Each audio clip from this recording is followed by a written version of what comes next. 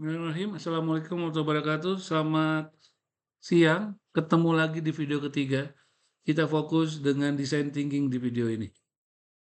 Ini yang nanti akan Anda kerjakan. Nanti saya upload. Sebenarnya ada di week kelima. Ya, minggu depan saya sebenarnya mulai minta Anda untuk membuat dan grup yang akan fokus. Minggu ini karena saya tidak bisa mengajar, jadi latihannya Anda lakukan di rumah. Mulai minggu depan kita lihat kalau memang saya, bisa masuk, nanti kita masuk, kalau tidak nanti Anda masih bisa mengerjakannya grup, tapi mulai cari data, dan yang pasti tanggal 26 September kita akan melakukan presentasi mengenai lingkungan, analisis lingkungan inside out, outside in, baru tanggal 3 Oktober kita akan membahas ini. Apa yang Anda kerjakan besok tanggal 12 sebenarnya? Ini fokusnya. Anda cari empati dan mulai mendefinisikan kalau bisa sampai ideation boleh. Jadi setiap individu dalam setiap kelompok mulai membangun empati tentang bisnis Anda apa. Jadi besok tuh harus sudah mulai memikirkan, setiap kelompok kan sudah punya idenya apa, kira-kira membangun empatinya apa, define-nya apa, dan ideation-nya apa. Sisanya yang lain kita akan kerjakan setelah itu. Ya, untuk membuat prototipe berupa produk atau jasa itu nanti. Mungkin ada yang penasaran, ya, empathize, define, ideation, kayak gimana langkah-langkahnya? Simak nanti di PDF saya yang juga sudah saya upload di week 12, langkah-langkah yang merupakan suplemen dari minggu keempat yang dimaksud dengan design thinking. Ya, saya agak pindahkan dulu filenya ke PDF terkait design thinking. Oke, lihat ya, design thinking ideation. Oke. Baik, saya cek dulu waktunya 17.34 tadi kita mulai, 17.32. Saya berharap ini 10 menit, tapi 15 menit juga nggak apa-apa sampai selesai. Kalau ada tidak paham, ada yang perlu dijelaskan lebih lanjut, silakan komen baik di GCR atau langsung ke WhatsApp kita di grup ya. Baik, sudah saya jelaskan apa itu design thinking, lalu kita akan menjelaskan step by step-nya. Di sebelumnya, di sini ada agenda ya. Tadi tahapan-tahapan design thinking, saya akan fokus di tahapan dan beberapa contoh lalu summary. Apa itu design thinking? Saya pikir sudah dijelaskan. Metode pemecahan masalah nanti Anda bisa baca adalah hal-hal design thinking dilakukan secara berulang guna menciptakan solusi inovatif. Jadi memang prosesnya di iteration, prosesnya di mengulangi sampai selesai. Nanti juga saya akan kasih lihat namanya chunking method. Bagaimana Anda membagi sebuah kesulitan, membagi sebuah keinginan dibagi menjadi beberapa hal sehingga bisa kita kuasai jika kita bisa menguasai step by step sub dari keahlian tersebut. Contohnya ya ini, apakah gambar tersebut termasuk inovasi? Apa tujuan diciptakannya produk tersebut? Apakah menyelesaikan kebutuhan orang lain dalam beraktivitas? Kan capek ini. Ya Anda lari, tapi Anda bawa roda. Ini lagi, pakai payung, biar tidak hujan. Apakah ini inovasi? Apa tujuan diciptakannya produk tersebut? Apakah menyelesaikan kebutuhan orang? Iya sih, tidak kena hujan, tapi bagaimana nanti ketika sampai? Bagaimana cara tutupnya? Itu ya. Ya, nah ini dari sisi customer nanti. Contoh ini, mana nih? Mana tempat duduk? Mana yang kayak gimana? Nah, ini bisa bisa kita jadikan pemikiran. Dan kata Steve Jobs yang saya suka banget nih, design atau thinking itu is not just what it looks and feels. Design is how it works. Itu keren tuh. Seorang pendiri iPhone, Apple. Design thinking is a human-centered approach to innovation that draws from the designer's toolkit to integrate the needs of people, the possibility of technology, and the requirement for business success. Wow, Tim Brown dari yang pertama-tama mengeluarkan perusahaan yang menggunakan design thinking. Make it work, make it simple, make it beautiful. Jadi design thinking ini harus bisa bekerja, harus sederhana, dan harus indah. Ya ini, beberapa ya saya pikir saya skip aja bagaimana atau mengapa udah saya jelaskan di video sebelumnya. Nah, ini yang penting, di video sebelumnya belum membahas tentang tahapan lebih detail. Nah, apa yang Anda lakukan pada tahapan empathize, ini tahapan awal, menaruh empati untuk mengenal pengguna dan memahami keinginan, kebutuhan dan tujuan mereka. Tahap ini juga mengharuskan observer untuk meninggalkan sejenak asumsinya terhadap pengguna dan mulai memahami mindset pengguna. Caranya gimana? Nanya nanti ke customer. What? Apa yang dilakukan pengguna? How? Bagaimana dia melakukannya? Why? Mengapa ia melakukannya?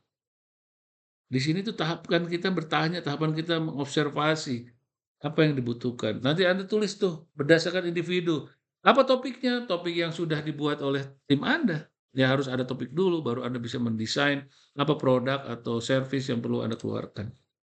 Dalam empathize, ya interview Anda bisa lakukan. Jadi Anda besok tuh Anda WhatsApp orang atau mulai minggu depan Anda kerja kelompok, minggu depannya lagi ya. Anda mulai kerja kelompok, Anda mulai menyebarkan kuesioner kalau perlu, menganalisis sosial media jika iya, observasi jika perlu. Lakukan itu. Cari tahu bagaimana orang empathize atau orang mencari empati dari sebuah produk atau jasa. Contohnya apa yang dilakukan? Tim melakukan riset untuk memahami pengguna potensial aplikasi timbangan digital yang dapat mengukur secara detail komposisi berat badan tubuh manusia secara portable. Outputnya, hasil wawancara dengan para pengunjung menunjukkan bahwa mereka membutuhkan timbangan yang rinci, mudah dibawa, tahan lama, dan akurat.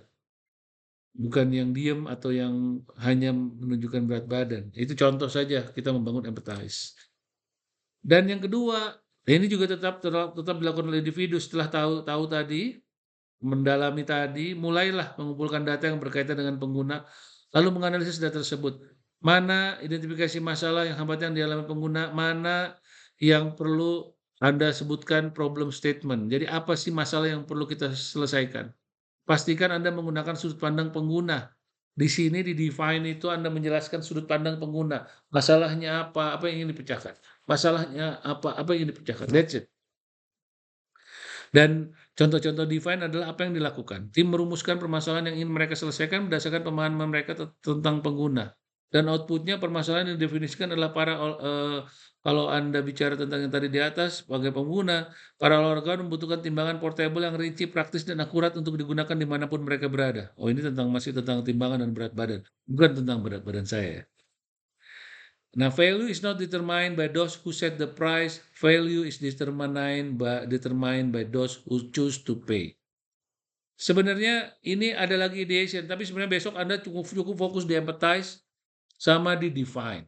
Tapi saya jelaskan lagi deh, mumpung masih ada waktu ya 17:41, tadi 35, 6, 7, masih ada 7, masih baru 7 menit ya. Di ideation ini besok akan saya tambahin dengan metode Scamper. Yang minggu depan akan saya pakai lagi metode Scamper, metode brainstorming, role play atau mind mapping. Tapi Scamper kita pakai deh besok. Pada saat membuat ide. Ini setelah tadi ada tahu empati, fakta-fakta, lalu sudah kita rumuskan masalah, baru kita membuat ide. Proses menghasilkan serangkaian gagasan berdasarkan topik tertentu tanpa ada upaya untuk menilai atau mengevaluasinya. Pada tahap ini, peserta dibebaskan mengeksplorasi ide tanpa perlu khawatir untuk idenya terlihat buruk. Gunakan metode yang baik yang Anda tahu. Contoh ideation. Masih tentang timbangan digital yang sesuai dengan permasalahan yang telah didefinisikan. Tadi pengen kemana-mana kan tadi. Bisa kemana-mana, bisa dibawa. Nah, mulailah ide-ide termasuk pengembangan timbangan digital yang dapat berhubung dengan aplikasi ponsel pintar. Nah, desain yang ringkas dan kemampuan penyimpanan data berat massa tubuh. Mulai. Ideation-nya itu timbangan yang bisa masuk diupdate di ponsel dan bisa dicek di mana saja. Prototype. Nah, prototype sebenarnya simpel aja, nanti minggu depan saya jelaskan lagi karena waktunya juga udah cukup lama. Bagaimana Anda mulai membuat sebuah ide, bisa pelayanan ya, tidak perlu harus sesuatu yang technical stuff yang agak rumit, tapi bisa saja Anda membuat sebuah pelayanan standar operating pelayanan yang memang Anda bikin prototipenya, dan intinya di sini adalah pertama nih.